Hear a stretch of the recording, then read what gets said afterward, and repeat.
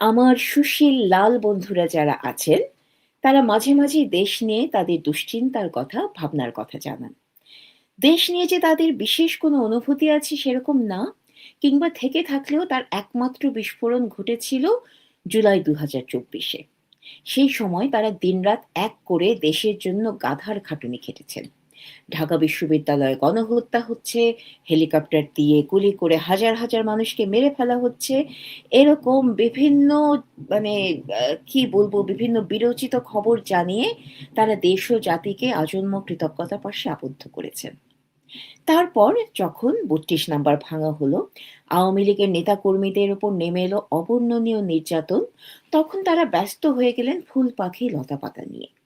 তারপর মাসখানেক তারা ব্যয় করেছিলেন শেখ হাসিনা এবং আওয়ামী লীগের চরিত্র হননে। ৩২ নাম্বার নিয়ে আমার সেই সুশীল বন্ধুদের কোনো মাথা ব্যথা নেই। আওয়ামী লীগের নেতাকর্মীদের ওপর হওয়া গণহত্যা নিয়ে তাদের কোনো ভ্রুক্ষেপ নেই।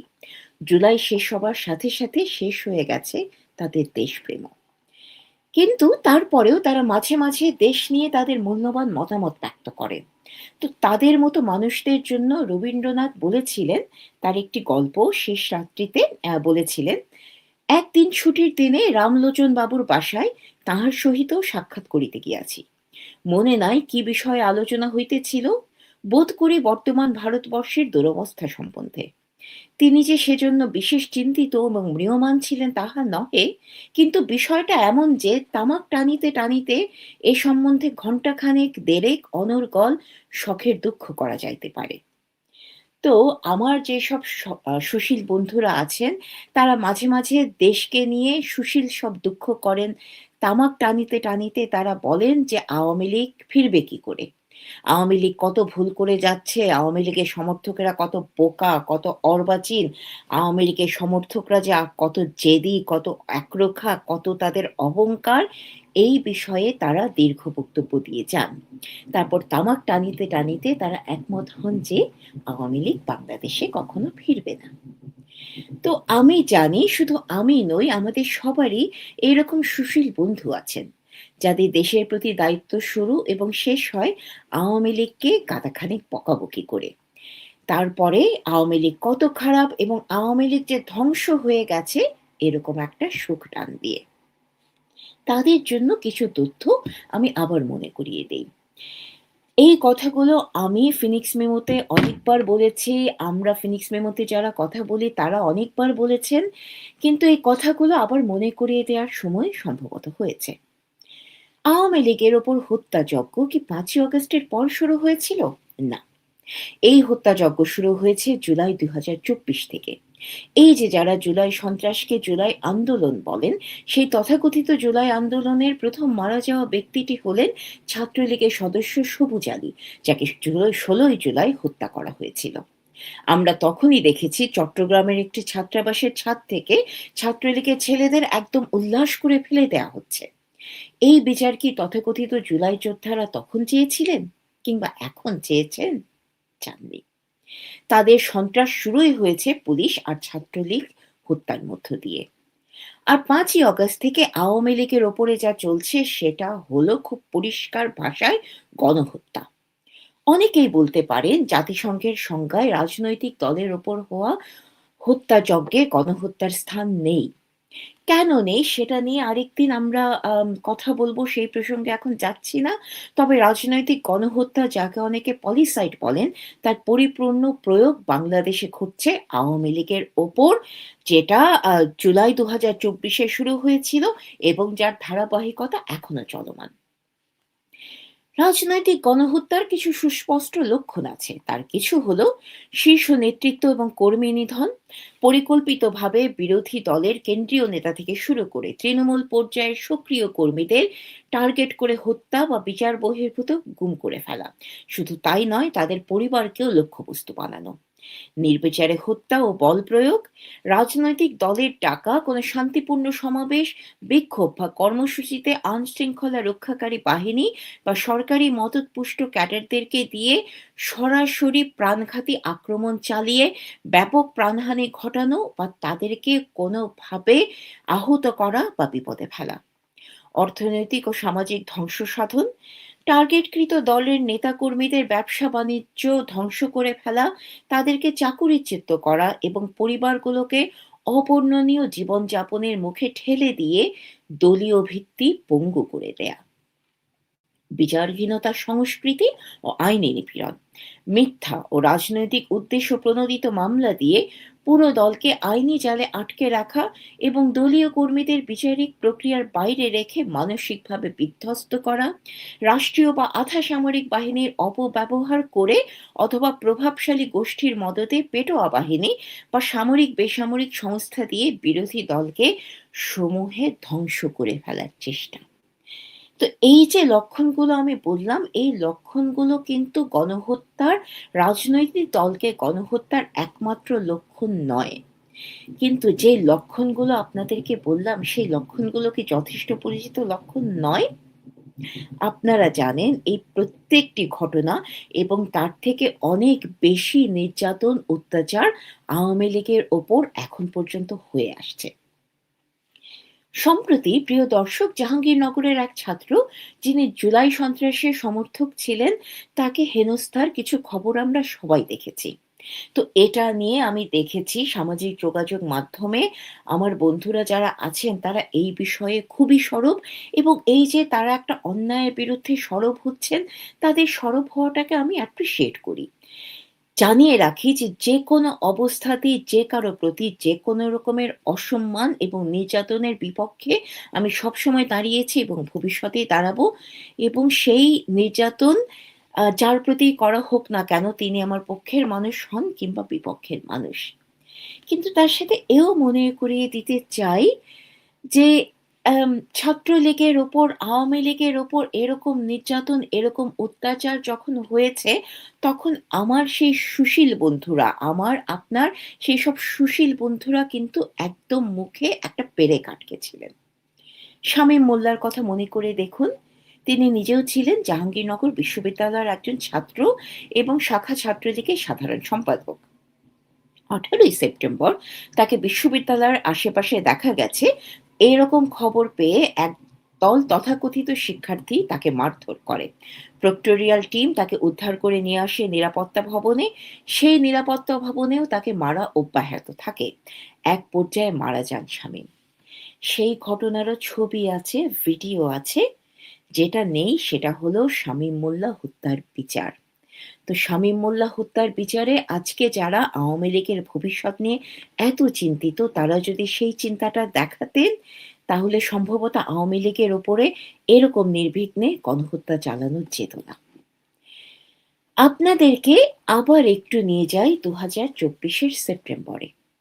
সাবেক তথ্য উপদেষ্টা, তৎকালীন তথ্য উপদেষ্টা এবং বর্তমানের সাংসদ নাহিদ ইসলাম ঘোষণা দিয়েছিলেন যে কবি, সাহিত্যিক, সাংবাদিক ও সাংস্কৃতিক ব্যক্তিত্বদের মধ্যে যারা ফ্যাসিবাদের সঙ্গে জড়িত ছিলেন কিংবা গণহত্যায় উস্কানি দিয়েছেন, তাদের অবশ্যই বিচারের আওতায় আনা হবে।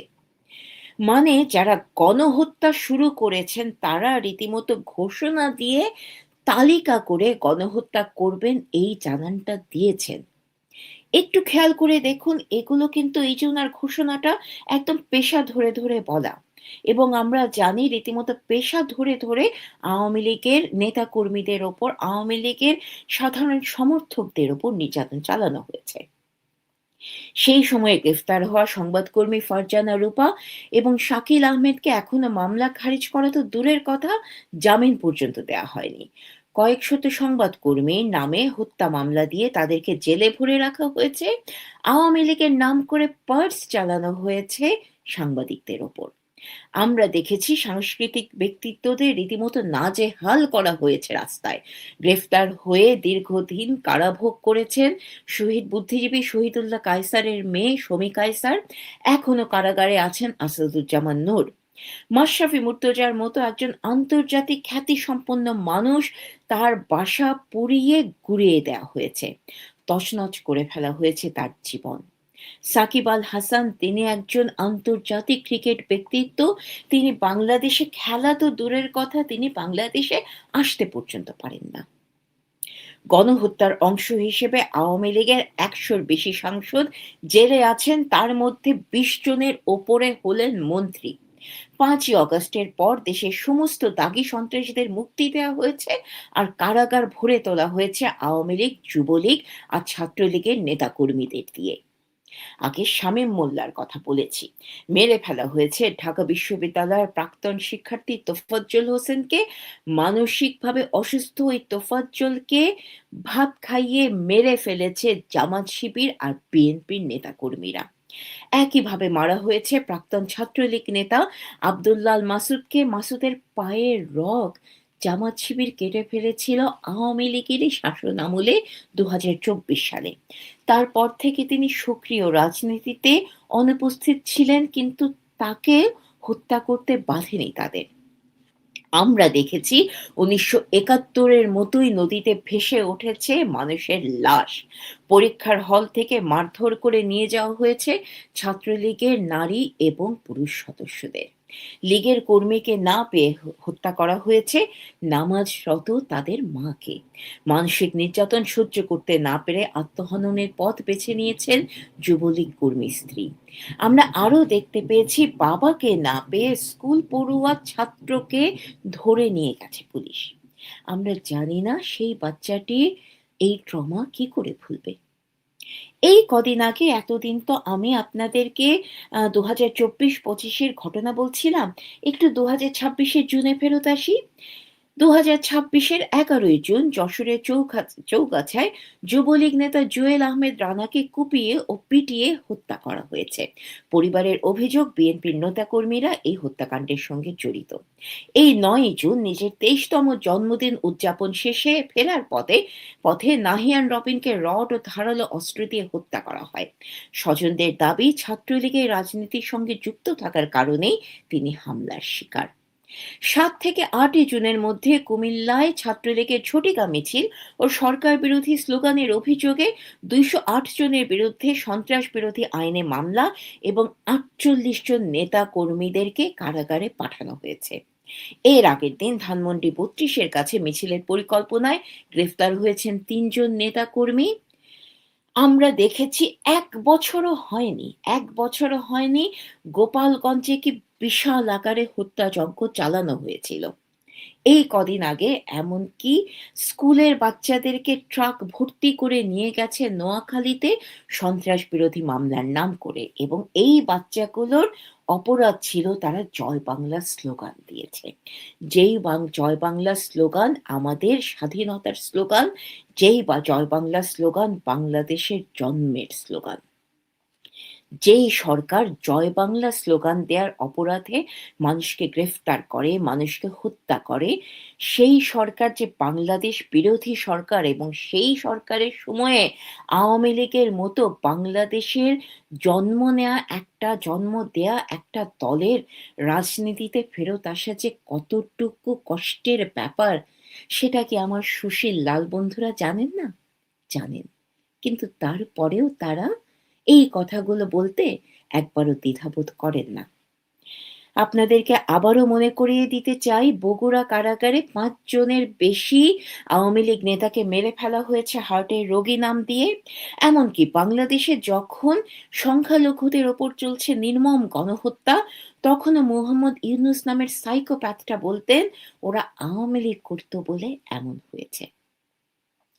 আওয়ামী লীগ করার অপরাধে দেশে হাজার হাজার মানুষ চাকুরি হারিয়েছেন, ফ্যাক্টরি, শিল্প কারখানা বন্ধ হয়েছে, আর্থিকভাবে পঙ্গু হয়ে গেছেন এই দলের নেতাকর্মীরা। নিষিদ্ধ করে নির্বাচনে অংশ নিতে না দিয়ে ভবিষ্যৎ বানচাল করে দেওয়ার পরিকল্পনা করেছেন মোহাম্মদ ইউনূস এবং তার অনুগত বিএনপি জামাত বাহিনী। চট্টগ্রামে এমনকি পুলিশের পক্ষ থেকে মাইকিং করে ঘোষণা করা হয়েছে আওয়ামী লীগ কর্মীদের যেন বাসা ভাড়া না দেওয়া হয়। যেই বাড়িওয়ালা আওয়ামী লীগ নেতা কর্মীদের বাসা ভাড়া দেবেন, তাদেরকেও নাকি সন্ত্রাস বিরোধী মামলায় গ্রেফতার করা হবে। তো এই যে এইসব কিছু করা হয়েছে, এইসব কিন্তু গণহত্যারই একটা অংশ।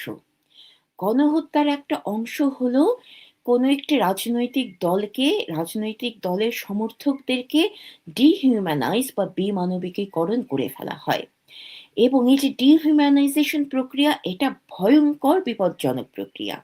অনেক দেশে অনেকবার এই ডিহিউম্যানাইজেশন প্রক্রিয়া ব্যবহার করা হয়েছে একটি নির্দিষ্ট জাতি বা গোষ্ঠীকে নিশ্চিহ্ন করে ফেলার জন্য।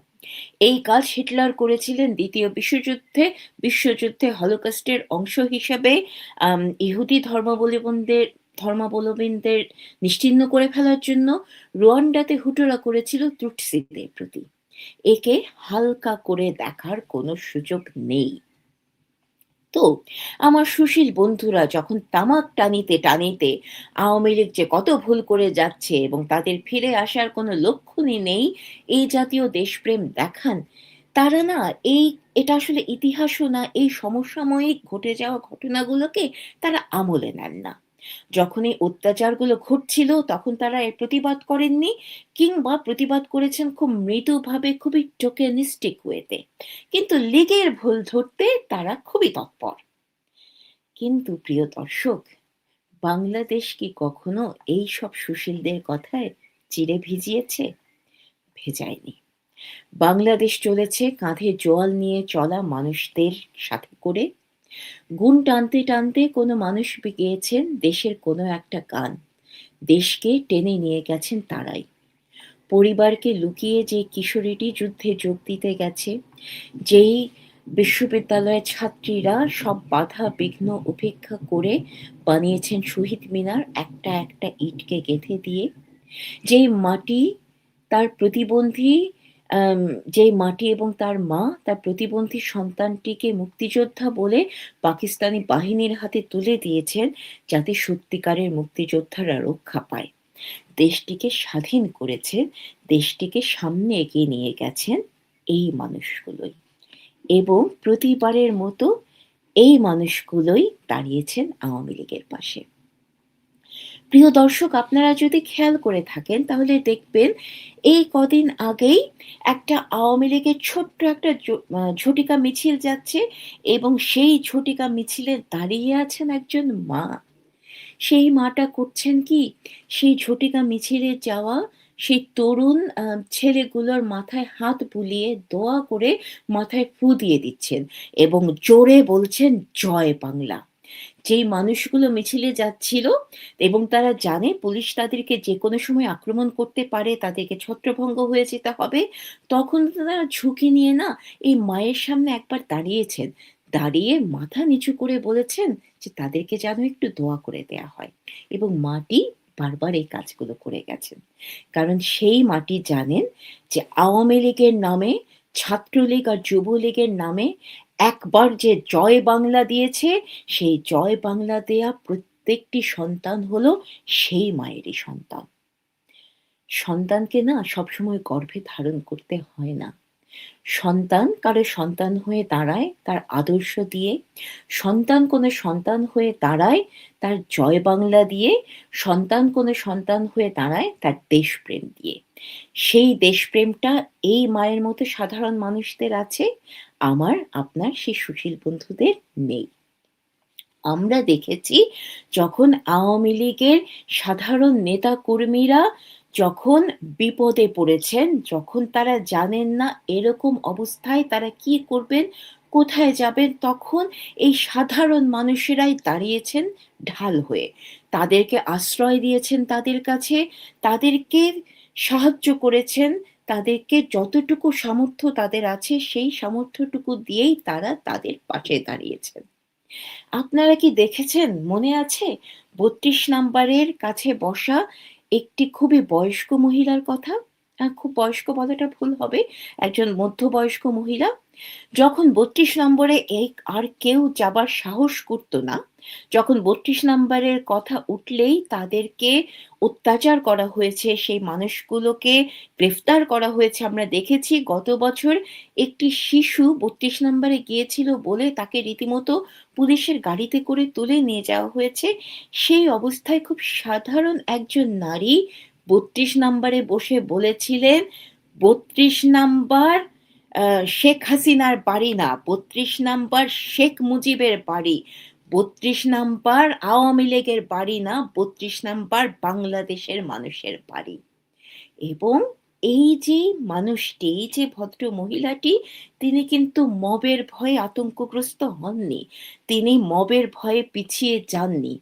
তিনি মাথা উঁচু করে বলেছেন যে, এই ৩২ নাম্বার আমাদের সবার বাড়ি। তো বাংলাদেশে আওয়ামী লীগের পাশে এই সুশীল মানুষগুলো দাঁড়ানোর কোনো প্রয়োজন মনে করেননি। তাদের দাঁড়ানোর প্রয়োজন আমরা নিজেও মনে করিনি। কারণ আমরা জানি বাংলাদেশের মানুষ সবসময়ই আওয়ামী লীগের পাশে ছিল, আছে এবং থাকবে। তো যারা আওয়ামী লীগের ফিরে আসা নিয়ে এত দুশ্চিন্তা করেন যে এইসব দুশ্চিন্তায় তামাক টানিতে, টানিতে তারা ঘুমাবার, খাবার কিংবা অন্য কিছু করার সময় পান না। তারা মোবাইল খুলেই বা ল্যাপটপ খুলেই ভয় পেয়ে যান যে আওয়ামী লীগ কেন আসছে না? কিংবা তাদের অবচেতন মনে আসলে ভয়টা থাকে যে আওয়ামী লীগ যদি চলে আসে তখন কি হবে? তো তাদেরকে আমি বলব কি যে আপনারা না ভয় পাবেন না। ভয় পাবেন না এইজন্য আওয়ামী লীগ কখনো প্রতিহিংসার রাজনীতি করেনি।